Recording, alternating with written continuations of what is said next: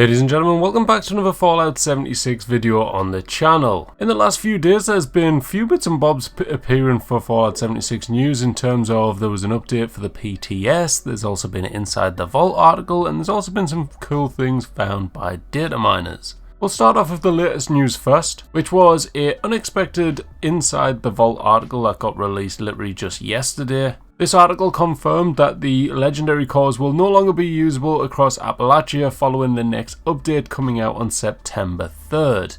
What they're going to do instead is going to be wiping these from the game and converting them into legendary script for a 1-to-1 ratio. So if you've got 3,000 legendary cores at the time of the update, that 3,000 will then be converted to 3,000 legendary script. I put a little post on the community feed and it appears a lot of people aren't so happy about this. A lot of people were wanting legendary cores to be swapped into modules. This is understandable, however legendary modules are a lot harder to obtain, so I can understand why they've done it. If you're like me, you've probably got well over 1,000 legendary cores sat there. I even seen comments from some people saying that they had like 9,000 legendary cores, and that means that with the script that they have added into this, they're most likely going to be losing out a little bit. The advice I've seen a lot of people give is just to try and use up as many legendary cores as possible, craft as many legendary items, that way when the update comes out you can scrap them all for a chance to get plans or mods to actually add legendary variants to your chosen weapons, because of course in the new update you're going to be able to add your chosen legendary prefixes to the weapons that you want, as long as you have the plans or the mods, hence why you should try and get as many legendaries as possible before September the 3rd, ready to scrap them in. Now on top of this we also had a PTS update just 2 days ago now, where we didn't really get that many exciting things really. I'll go over the patch notes just so you're up to date.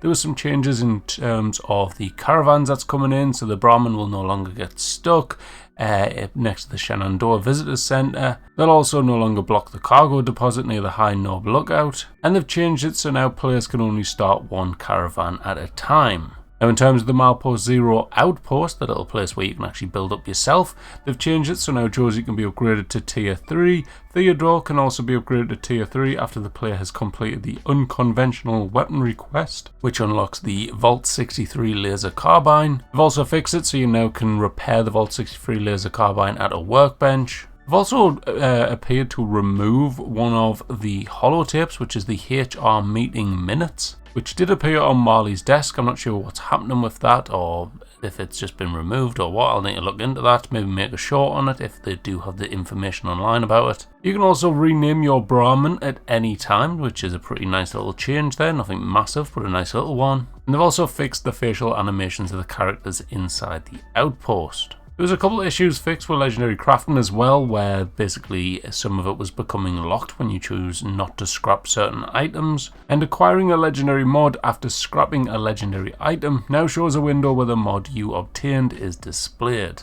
They also fixed the jetpack issue, which would stop you from being able to use a jetpack when exiting or entering power armor. So like I said, nothing too crazy in terms of the PTS update there, nothing really massively standing out by the fact you can now change the name of your Brahmin at any time. Happy days. Now moving on to the cool things that has been found by the data miners. Thanks to Skywalker, we now have a look at the new Pennant that's meant to be coming in if you have been playing on the PTS, so you can set this up at your camp, totaling 17 PTS Pennants now, which is pretty mad. And I'm not entirely sure if this is a brand new thing or if it's been shown in the past, because we have had bits and bobs on 4-star legendaries, but there has been a new image that has been shared in the PTS data mining Discord in the last few days, which is a picture of the Vault Boy with the 4 stars appearing above the head, possibly showing that we are getting 4-star legendaries at some point in the future, although we don't know when. There was of course talks during the QuakeCon interviews where they did say they would like to add in like unique legendary mods linking with events, so maybe that could be how they add in the 4 stars, maybe get an additional effect on your weapon which you can unlock from a limited time event.